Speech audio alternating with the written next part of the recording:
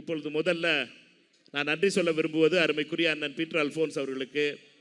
இந்த கூட்டத்தை இப்படி ஒரு நடத்த வேண்டும் என்ற அந்த எண்ணத்தை உருவாக்கியதற்கு 3 நாளைக்கு முன்னாடி அண்ணன் பீட்டர் அல்ஃபோன்ஸ் அவர்கள் தமிழ்நாடு காங்கிரஸ் கமிட்டி இப்படி ஒரு கூட்டத்தை நடத்தி நாம் முயற்சி செய்யணும். ஏனென்றால் மாவட்ட காங்கிரஸ் கமிட்டியினுடைய பயிற்சி முகாம் நடந்துக்கிட்டு இருக்குது, ட்ரைனிங் கேம்ப் நடந்துக்கிட்டு இருக்குது. எல்லோரும் மகாபலிபுரத்தில் உட்காந்துருக்காங்க நம்முடைய மாவட்ட தலைவர்கள்லாம். ஆனால் அவர்கள் இல்லாமல் எப்படி நடத்த முடியும் என்ற சந்தேகம் வரும் பொழுது, இல்லை நம்முடைய தோழர்களை பொறுத்த மட்டும் தொலைபேசியிலேயே அவர்களை பொறுத்த மட்டும் அதே போல் உழைக்கின்ற சகோதரர்கள் முன்னால் உட்காந்துருக்க எல்லாரும் உழைப்பால் அவர்களை பொறுத்த மட்டும் பலரும் உழைத்து நம்ம எல்லாரும் சேர்ந்து இந்த கூட்டத்தை நடத்த முடியும் என்ற நம்பிக்கையை தந்தவர் அண்ணன் பீட்டர் அல்ஃபோன்ஸ் அவர்களுக்கு நன்றியை தெரிவிச்சுக்கிறேன். அதே போலவே இந்த கூட்டத்திற்காக நேற்று சென்னையிலிருந்து டெல்லியில் தோளோடு தோள் நின்று போராடி கடந்த 4 நாட்களாக அவர்கள் எக்ஸ்ட்ரா ஒரு நாள் போராடிட்டு வந்திருக்காங்க 2 பேரும். ஏன்னா நான் ட்ரைனிங் கேம்புக்காக டெல்லி மகாபலிபுரத்துக்கு வந்துட்டேன். ஆனால் என்னை விட எக்ஸ்ட்ரா 2 நாள் போராடிய போராட்டத்திற்கென்றே வடிவமாக நான் பார்க்கின்ற என்னுடைய மதுரை நாடாளுமன்ற உறுப்பினரும் எங்களுடைய சிங்கமாக இருக்கின்ற தமிழகத்தினுடைய பெருமையாக நாடாளுமன்றத்தில் இருக்கின்ற அருமைக்குரிய சகோதரர் சு வெங்கடேசன் அவர்களை வருக வருக வருக என வரவேற்பதிலே பெருமை அடைகிறேன். மார்க்சிஸ்ட் அடையாளமாக தமிழகத்தினுடைய அடையாளமாக நாடாளுமன்றத்தில் அவர் எழுந்து நின்றால் அவர்களுடைய தமிழர்களுடைய பண்பாட்டையும் தமிழர்களுடைய அடையாளங்களையும் தமிழர்களுடைய வரலாற்றையும் அவர்கள் சொல்கின்ற விதத்தை எதிர்க்கட்சியிலே பாஜக காரர்கள் உண்மையாக தமிழ் தெரிந்தவர்கள் எல்லாம் அதிர்ச்சியோடு பார்ப்பதை நம்மால் பார்க்க முடியும். நம்முடைய அமைச்சர்களாக இருக்கின்ற பாஜக காரர்களுடைய முகங்களோடு நாம் பார்க்க முடியும். நம்முடைய அமைச்சர்களாக இருக்கின்ற பாஜக காரர்களுடைய முகங்களையும் அவர்களுடைய கவனமாக பார்க்கின்றதையும் பார்க்க முடியும். ஏனென்றால் அவர்கள் எடுத்துச் சொல்ல முடியாத வரலாறுகளை அவர்கள் எடுத்துச் சொல்வதனுடைய விதமும் தேடி நீங்கள் படிக்க முடியாத வரலாறுகளை அவர்கள் எடுத்துச் சொல்வதனுடைய விதமும் அவர் அதை எடுத்து சொல்கின்ற விதமும் தான் அதில் அவரை தனிமையாக காட்டுகிறது. என்னை பொறுத்த மட்டுமே இந்த சமகாலத்திலே இவ்வளவு வரலாற்று உண்மைகளை சொல்லக்கூடிய ஒரு தலைவராக தோழர் சுவே அவர்கள் விளங்குவதனுடைய விளைவாகத்தான் எங்களை பொறுத்த மட்டும் நான் அறிஞர் அண்ணாவை பற்றி கேட்டிருக்கிறேன், அவரை பார்த்ததில்லை. ஆனால் கலைஞரைனுடைய பேச்சை கேட்டிருக்கிறோம்.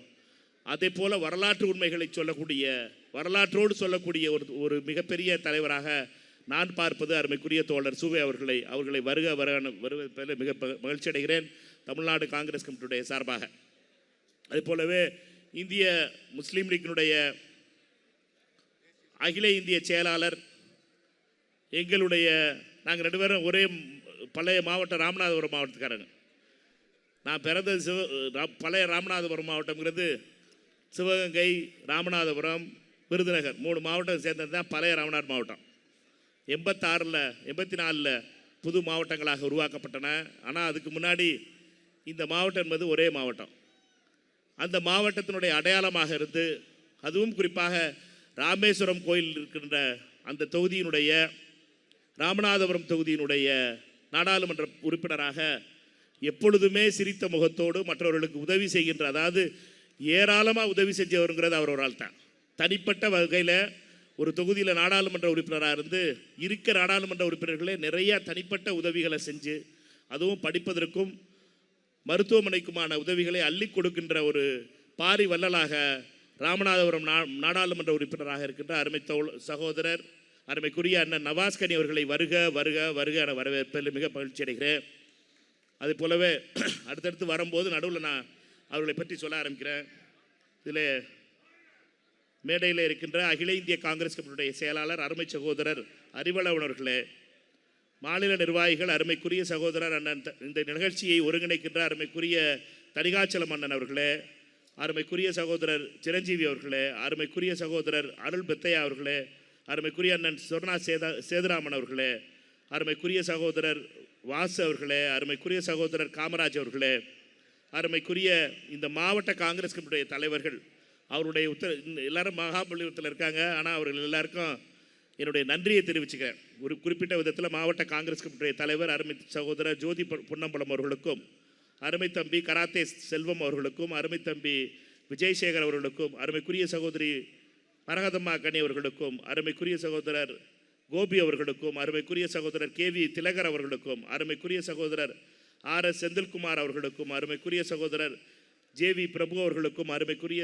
சகோதரர் டெல்லி பாபு அவர்களுக்கும், அருமைக்குரிய சகோதரர் R சசிகுமார் அவர்களுக்கும், அருமைக்குரிய சகோதரர் கங்கை குமார் அவர்களுக்கும், ஹமீத் பாபு அவர்களுக்கும், அருமைக்குரிய சகோதரர் அருள்ராஜ் அவர்களுக்கும் என்னுடைய நன்றியை தெரிவிச்சுக்கிறேன். அவருடைய உழைப்பு இல்லாமல் இந்த நிகழ்ச்சி நடைபெற வாய்ப்பில்லை. அதேபோல் இதற்கு பொறுப்பாளராக இருக்கின்ற அருமைக்குரிய சகோதரர் OBCயினுடைய தலைவர் நவீன் அவர்களுக்கும், தினேஷ் அவர்களுக்கும், மாணவர் காங்கிரஸினுடைய தலைவர் தம்பி சின்னத்தம்பி அவர்களுக்கும், மாமன்றத்தினுடைய தலைவராக இருக்கின்ற அருமைக்குரிய சகோதரர் நம்முடைய உழைப்பால் உயர்ந்த அருமைக்குரிய சகோதரர் MS திரவியம் அவர்களுக்கும், அருமைக்குரிய தம்பி MP ரஜன்குமார் அவர்களுக்கும், அதே போலவே இந்த நிகழ்ச்சியை ஒருங்கிணைக்க மாவட்ட அளவிலே செயல்பட்ட ஒருங்கிணைப்பாளராக இருந்து செயல்பட்ட அருமைக்குரிய சகோதரர் சிவ ராஜசேகரன் அவர்களுக்கும், அருமைக்குரிய சகோதரர் முனீஸ்வர் கணேசன் அவர்களுக்கும், அருமைக்குரிய சகோதரர் VR சிவராமன் அவர்களுக்கும், அருமைக்குரிய சகோதரர் கீழனூர் ராஜேந்திரன் அவர்களுக்கும், அருமைக்குரிய சகோதரர் தாமோதரன் அவர்களுக்கும், அருமைக்குரிய சகோதரர் இலா பாஸ்கர் அவர்களுக்கும், அருமைக்குரிய சகோதரர் டி நகர் ஸ்ரீராம் அவர்களுக்கும், அருமைக்குரிய சகோதரர் AG சிதம்பரம் அவர்களுக்கும், பூவை ஜேம்ஸ் அவர்களுக்கும், விக்டரி மோகன் அவர்களுக்கும், குமர குருநாதன் அவர்களுக்கும், செழியன் அவர்களுக்கும், அருமைக்குரிய சகோதரர் R சுந்தரமூர்த்தி அவர்களுக்கும், ரங்கபாஷ்ய மன்னன் அவர்களுக்கும், பவன்குமார் அவர்களுக்கும், சென்னை மாமன்றத்தினுடைய உறுப்பினர்கள் அருமைக்குரிய சகோதரி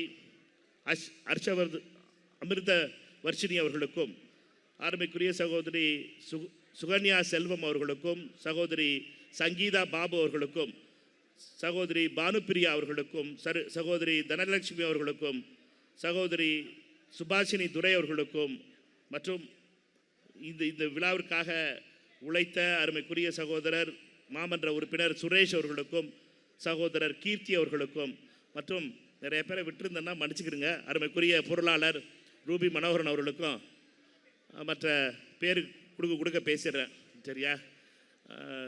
செங்கம்குமார் அவரெல்லாம் இந்த இதுக்கு சிறப்பு அழைப்பாளர் தான் வந்திருக்கார். அதனால் அவருடைய உழைப்பை நம் குடியாத்தத்தில் பார்த்தோம். அவரையும் வருக வருக நான் வரவேற்பதில் பெருமை அடைகிறேன். இப்போ எந்த விஷயத்துக்காக வந்தோமோ அதை பற்றி பேச ஆரம்பிப்போம்.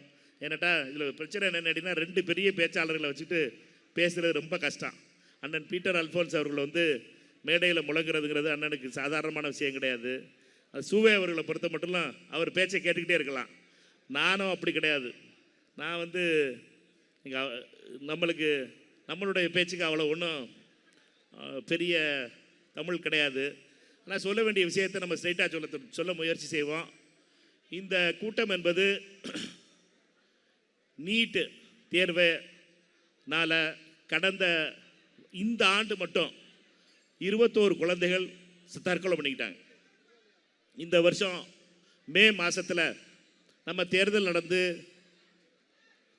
நடந்து அதிர்ச்சியான ரிசல்ட் வந்ததுக்கப்புறம் நம்ம ஆளுகள்லாம் தேர்தல் 4ஆம் தேதி என்னடா நடந்துச்சு, 5ஆம் தேதி என்னமோ ஆயிடுச்சேன்னு நினச்சி எந்திரிச்சு முக்காடுறக்குள்ள நடந்த இந்த நீட் தேர்வில் நடந்த குளறுபடிகளை, பேப்பர் லீக்கை எதிர்த்து ராகுல் காந்தி அவர்கள் தொடர்ந்து குரல் கொடுத்ததனுடைய விளைவாக நீட் தேர்வு இந்த வருஷம் தள்ளி வைக்கப்பட்டது.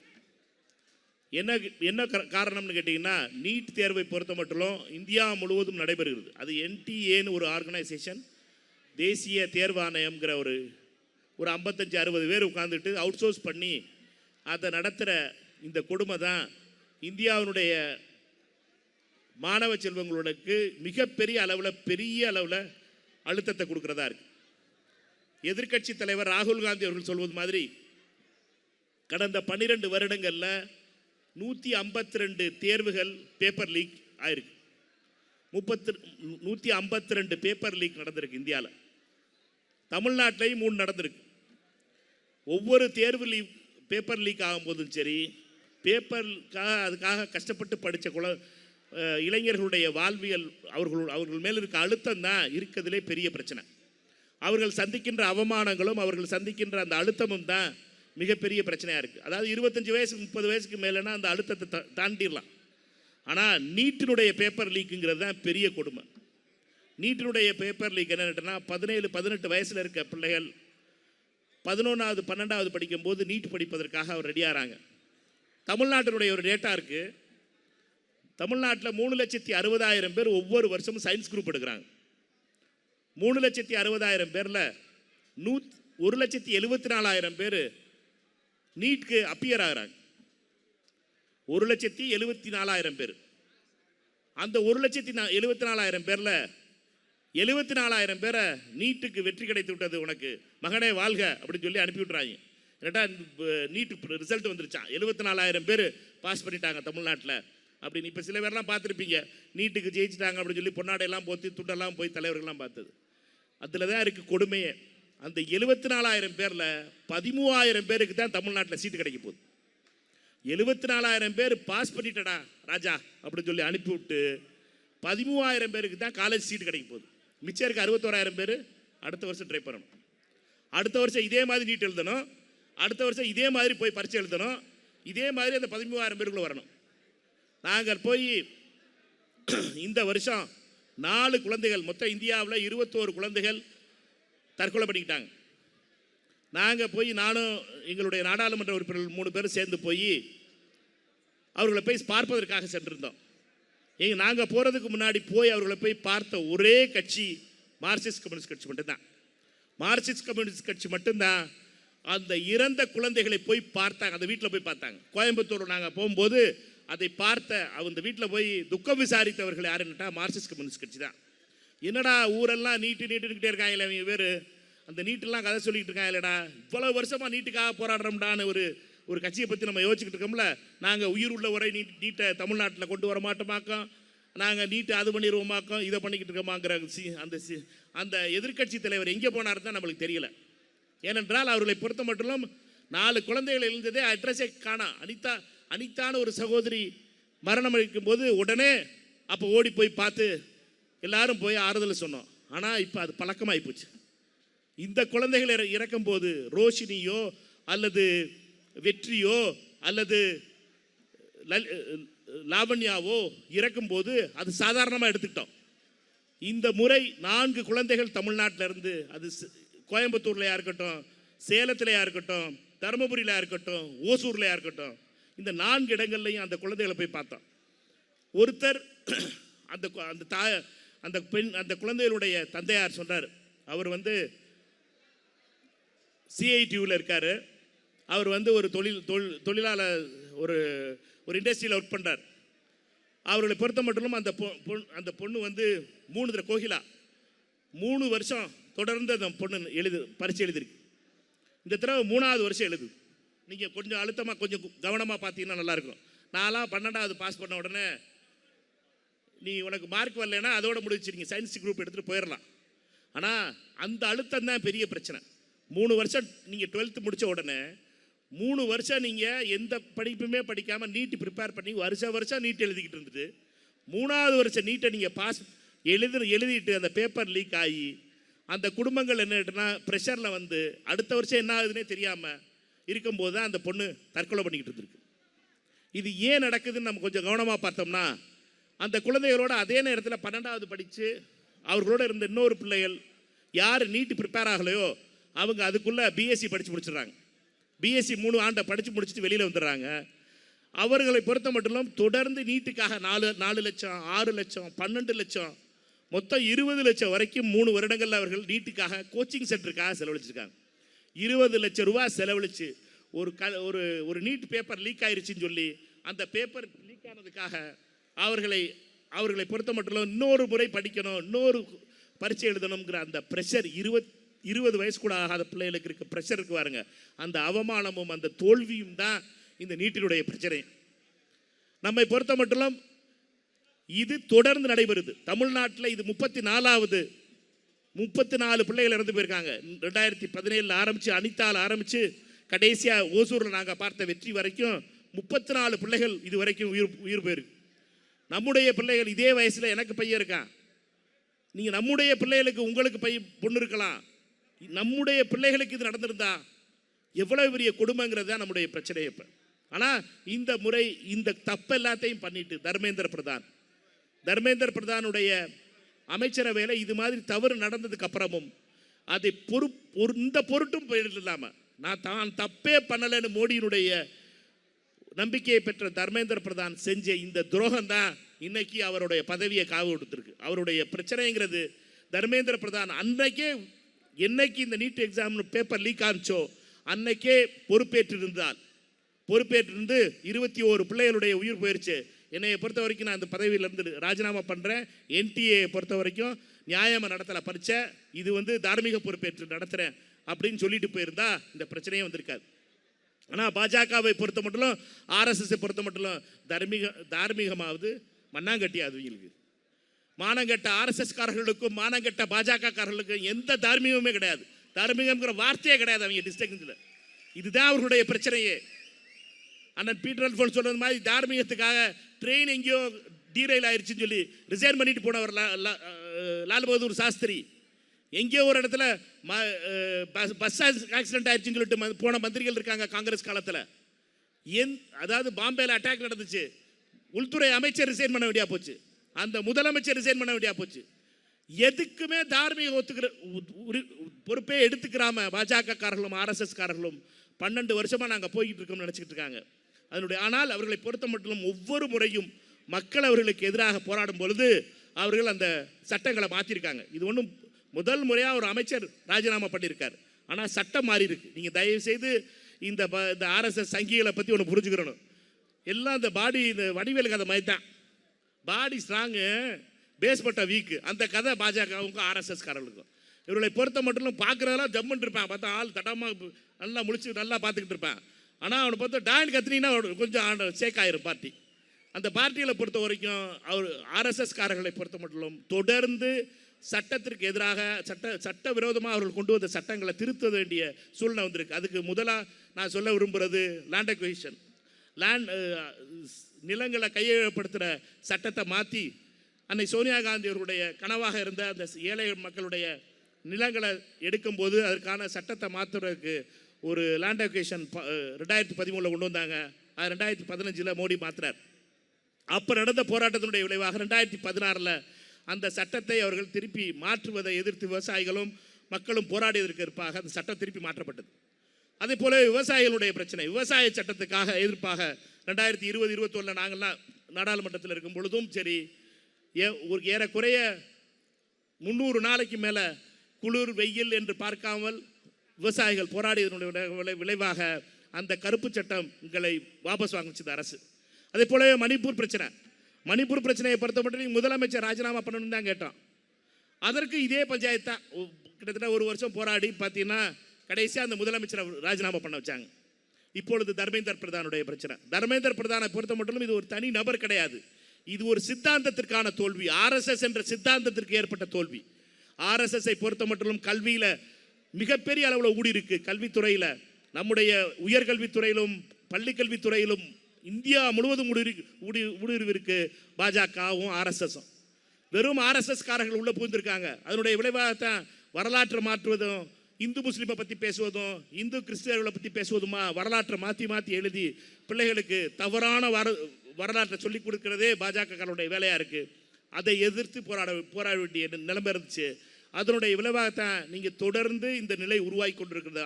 எல்லா என்டிஏனுடைய தோல்வி என்பது இது வெறும் ஒரு அமைச்சருடைய தோல்வி கிடையாது, இது ஆர்எஸ்எஸ்னுடைய தோல்வி.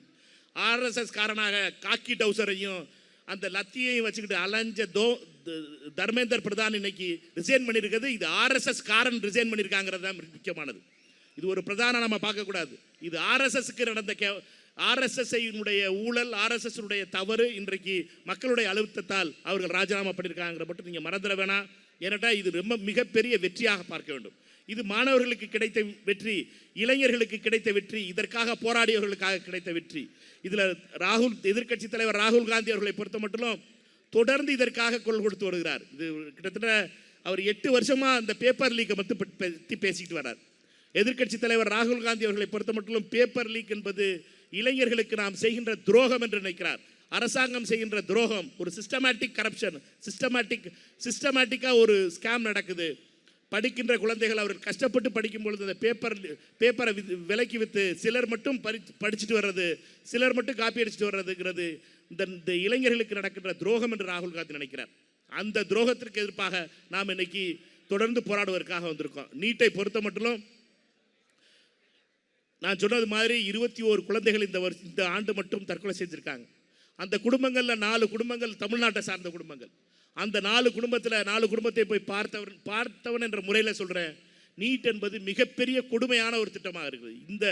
இப்படியே கண்டினியூ ஆச்சுன்னா 2007, 27, 28, 29 வரைக்கும் இது கண்டினியூ பண்ணால் மோடியை பொறுத்த மட்டும் மோடி 10வது வரைக்கும் படிச்சிருக்கிறதுனால மோடிக்கு ஒன்றுமே புரிய மாட்டேது. இந்த அழுத்தமும் புரிய மாட்டேது, ஒன்றும் புரிய மாட்டேது. ஃப்ராடு சர்டிஃபிகேட் வச்சிருக்கிறதுனால BA BSc fraud certificate Delhi university, Ahmedabad university 2 சர்டிஃபிகேட்டை வச்சுக்கிட்டு பண்ணுற அட்டூழியத்தினால கஷ்டப்பட்டு படிக்கிற பிள்ளைகளை பற்றி ஒன்றுமே புரியலை மோடிக்கு.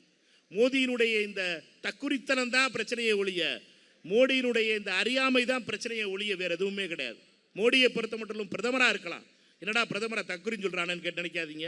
ஏன்னுட்டனா அவர் படிக்கலை, அவருக்கு அதனால தான் படிக்கிற பிள்ளைகளுடைய பிரச்சனையை பற்றி புரியாதனால தான் இப்படி பண்ணிக்கிட்டு இருக்கார். மோடிங்கிற ஒரு நபர் 2017 தொடர்ந்து சட்டம் கொண்டு வந்து நீட்டை நியாயப்படுத்தி ஒவ்வொரு தடவையும் அனிதால தொடங்கி வெற்றி வரைக்கும் நம்முடைய தமிழ் குழந்தைகள் 37 பேர் தற்கொலை பண்ணுவதற்கு இந்த நீட் என்ற ஒரு எக்ஸாம் மட்டுமே இருக்கேங்கிறது காரணம் தான் நாம் இதை எதிர்த்து போராடி கொண்டிருக்கிறோம். நம்மை பொறுத்த மட்டும் பாராளுமன்றத்தில் கடந்த திங்கட்கிழமையில் போராட ஆரம்பித்தோம். திங்கள், செவ்வாய், புதன் 3 நாளும் நாங்கள் அருமைக்குரிய தோழர்கள் சுவே வெங்கடேசன் அவர்கள், அருமைக்குரிய சகோதரர் நவாஸ் கனி, அருமைக்குரிய அண்ணன் திருமாவளவன், அருமைக்குரிய சகோதரர் சுப்ராயன் எல்லாரும் போராடுறோம். ஆனால் ஒரே ஒரு கட்சி, 2 கட்சி மட்டும் பார்த்தீங்கன்னா தமிழ்நாட்டு கட்சிகள் போராடவே இல்லை. ஒன்று அதிமுக, தெரியும், நம்ம எல்லாருக்கும் தெரியுது. அது அமித்ஷா திமுகங்கிறது. அமித்ஷா சொன்னா தான் எந்திரிப்பாங்க, அமித்ஷா சொன்னா தான் நிற்பாங்க. அதுக்கு 4 பேரும் என்னமோ ராஜ்யசபாவில் இருக்காங்க, மிச்சம் லோக்சபாவில் தான் நீங்கள் எல்லாரும் ஓட்டு போட்டு வீட்டுக்கு அனுப்பி விட்டீங்க. 3-4 பேரும் ராஜ்யசபாவில் இருக்காங்க. போராட்டமே பண்ணலை நீட்டுக்கு எதிர்ப்பா. இன்னொரு கட்சி ஒன்று இருக்குது. நேற்று வரைக்கும் பார்த்தீங்கன்னா நாங்கள் நீட்டுக்காக போராடுவோம்டா, நாங்கள் அது பண்ணுவோம்டா, நாங்கள் நீட்டுக்காக செங்கல் எடுத்துக்கிட்டு தெரியுவோம்டா எல்லாம் சொன்ன புண்ணியம் வாங்கி பார்த்தீங்கன்னா திடீர்னு பார்த்தீங்கன்னா சைலண்ட்டு. திங்கக்கிழமை சைலண்ட்டு, செவ்வாய்க்கிழமை சைலண்ட்டு, புதன்கிழமை சைலண்ட்டு. அது காங்கிரஸை கேவலப்படுத்துகிறாங்களாம். பச்சை துண்டை போட்டுக்கிட்டு காங்கிரஸை குறை சொல்கிறாங்களாம். கடைசியாக வியாழக்கிழமை யூட்டர்னு. காங்கிரஸ் நாங்கள் போராட்டம் பண்ணிக்கிட்டு இருக்கோம். திங்கக்கிழமை, செவ்வாய்க்கிழமை, புதன்கிழமை அவை ஒத்திவைக்கப்படுகிறது. வியாழக்கிழமை நம்ம பழைய தோழர்களும் வந்து நின்ட்டாங்க. அது என்னட்டா எங்களோட வந்து நிற்க மாட்டாங்களாம். இந்த இந்தியா கூட்டணியில் வந்து நின்னா கேவலமாயிருமா, அதுக்காக என்னட்டா முதலாளி கோச்சுக்குருவாங்களாம். அதனால தனியாக போய் நின்று நாங்களும் நீட்டை ஒழிப்போம். இது எதுக்கு இந்த வேஷம்? உண்மையிலேயே நீங்கள் நீட்டை எதிர்த்தீங்கன்னா எங்களுக்கும் கம்யூனிஸ்டுக்கும் பிரச்சனை இருக்குது, எங்களுக்கும் மார்க்சிஸ்டுகளுக்கும் பிரச்சனை இருக்குது, கேரளாவில் பிரச்சனை இருக்குது. பிரச்சனை இல்லாமலாம் யாரு மேலே இருக்காது, எல்லாருக்கும் பிரச்சனை இருக்கும், எல்லாருக்கும் வேறு விதமான புரிதல் இருக்கும். ஆனால் அந்த புரிதலுக்கு மேலேயும் கொள்கை என்றது இருக்கணும். நீட்டுக்கு எதிர்ப்பாக இருக்கணும். நான் திடீர்னு 3 நாள் ஆஃப் பண்ணிடுவேன், சுவிட்ச் ஆஃப் பண்ணிடுவேன், 4வது நாள்ல இருந்து ஆன் பண்ணுவேன் சொல்றது எந்த விதத்தில் நியாயம் என்பதுதான் என்னுடைய கேள்வியாக இருக்கிறது. நம்முடைய மறுமலர்ச்சி திராவிட முன்னேற்ற கழகத்தினுடைய பொதுச் செயலாளரும் அருமைக்குரிய ஐயா எங்களை போன்றவர்களுக்கு எடுத்துக்காட்டாகவும் டெல்லி அரசுக்கு சிம்ம சுப்பனமாக இருக்கின்ற பொதுச் செயலாளர் அருமைக்குரிய அண்ணன் வைகோ அவர்களை வருக வருக வருக என வரவேற்கிறேன்.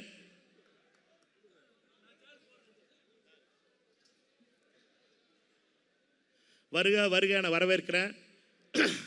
அவர் ரெண்டாவது ரொம்ப முக்கியமான விஷயம் என்னன்னா, இந்த 5 நாட்களில் நடந்த டெல்லியில் நடந்த போராட்டத்தின் மிக முக்கியமான விஷயம் என்னன்னா, டெல்லியில் 20ஆம் தேதி நடந்த பாராளுமன்ற கூட்டத்தொடர் தொடங்கின 2வது நாள் முதல் நாள் நடந்த தடியடியும் அமித்ஷாவினுடைய போலீஸ் செஞ்ச அட்டூழியமும் தான். மாணவர்கள் மீது அவர்கள் நடத்திய தாக்குதல் என்பதை கண்டிச்சு தான் இந்த பொதுக்கூட்டமே. இந்த பொதுக்கூட்டம் என்பது அமித்ஷாவினுடைய போலீஸ்காரர்கள் உண்மையாக அவருடைய ஆர்டர், அமித்ஷாவும் மோடியும் கொடுத்த ஆர்டரை எடுத்துக்கிட்டு போலீஸ்காரர்கள் செஞ்ச அந்த வேலை தான் ரொம்ப கொடுமையான வேலையாக இருந்துச்சு. நீங்கள் எல்லாரும் நம்ம எல்லாரும் இன்ஸ்டாகிராம்லையும் யூடியூப்லையும் பார்த்துருப்போம். மிகப்பெரிய அளவில் பெண்கள் மீது தாக்குதல் நடத்தப்பட்டது. அமித்ஷாவும் மோடியும் செய்த அட்டூழியங்கள் என்பது வரலாற்றில் மறக்கவே முடியாத அளவாயிடுச்சு டெல்லியில். இந்த கொடுமை என்பது எப்பொழுதுமே நடக்காத, அதாவது ஜெனரல் டயரை பற்றி நம்ம படிச்சிருக்கோம். அப்படிப்பட்ட ஜந்தர் மந்தரில் நடந்த அந்த கொடுமை என்பது 20ஆம் தேதி நடந்த தாக்குதல் என்பது டெல்லியிலே இதுவரை நடந்ததில்லை. அதுவும் அண்ணா ஹசாரே உண்ணாவிரதம் இருக்கும்போது காங்கிரஸ் ஆட்சியில் இருந்துச்சு. காங்கிரஸ் ஆட்சியில் இருக்கும்போது அரவிந்த் கெஜ்ரிவாலும் அவர்களும் எல்லாரும் போராட்டம் பண்ணாங்க. இப்படி ஒன்று போலீஸை அடித்து நொறுக்கலையே.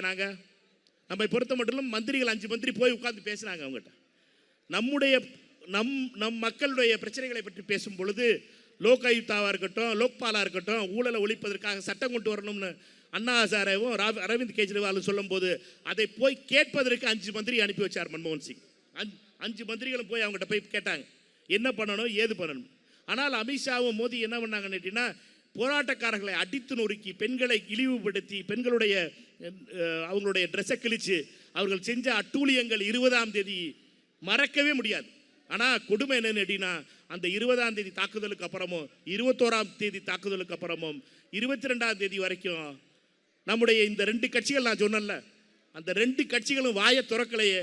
உண்மையிலேயே இவர்களை பொறுத்த மட்டும் நீட்டுக்காக போராடுறார்களா என்பதுதான் கேள்வி. நம்மளை பொறுத்த மட்டும் நீட் என்பது தமிழகத்திற்கு எதிரானதுன்னு தொடர்ந்து போராடிட்டு வரோம். 2017 16 எல்லா கட்சிகளும் இதே மேடையில் இருக்கின்ற எல்லோரும் ஒரு நாள் கூட அதை எதிர்க்காமல் இருந்தது கிடையாது.